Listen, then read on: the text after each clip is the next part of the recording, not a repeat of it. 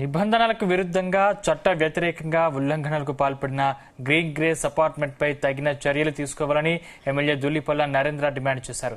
Green grace apartment పేరుతో white collar నేరాలకు పాల్పడ్డారని ఆరోపించారు. విజయవాడలోని ఆంధ్రప్రదేశ్ పొల్యూషన్ కంట్రోల్ బోర్డు కార్యాలయానికి వచ్చి ఎమ్మెల్యే దుల్లిపల్ల నరేంద్ర దీనిపై ఫిర్యాదు చేశారు.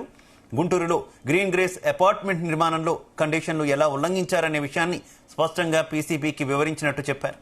పొల్యూషన్ బోర్డు నుంచి అలాగే కన్సర్న్ తీసుకోకుండా భారీ ప్రాజెక్టును ప్రారంభించారని, ఉల్లంఘన జరిగితే ఈసీని రద్దు చేసే అధికారం పీసీబీకి ఉంటుందన్నారు. స్పష్టంగా మేము దానిలో ఉన్న నియమ నిబంధనలు సిఓఈ కావచ్చు, వాటర్ యాక్ట్ కావచ్చు, ఏరియో యాక్ట్ కావచ్చు, ప్రాజెక్ట్ స్కోప్ ఇంతకుముందు 4 టవర్లు కడితే ఇవాళ 3 టవర్ల నిర్మాణమే చేపట్టాం. ప్రాజెక్ట్ డిజైన్ మారింది, స్కోప్ మారింది, నెంబర్ ఆఫ్ యూనిట్స్ మారినాయి, తీసుకోవాల్సిన పర్మిషన్స్ అన్ని కూడా సమగ్రంగా తీసుకోలేదు.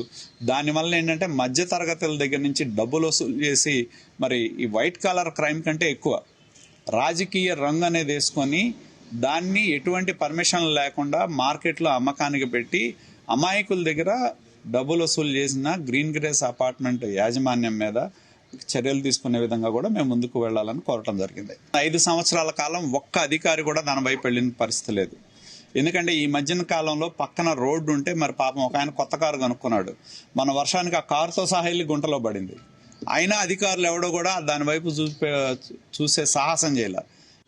ఏదైతే రైల్వే ఎన్ఓసిని క్యాన్సిల్ చేయటం, రైల్వే ఎన్ఓసికి ఏమో గ్రౌండ్ ప్లస్ 5 ఫ్లోర్లని రైల్వే ఎన్ఓసి తీసుకొని 14 ఫ్లోర్లు కట్టడం, రైల్వే ఎన్ఓసి నియమ నిబంధనలకు విరుద్ధంగా నిర్మాణాలు చేపట్టడం మీద కూడా విచారణ జరిగింది. నివేదిక ఎదురు చూస్తా ఉన్నాం.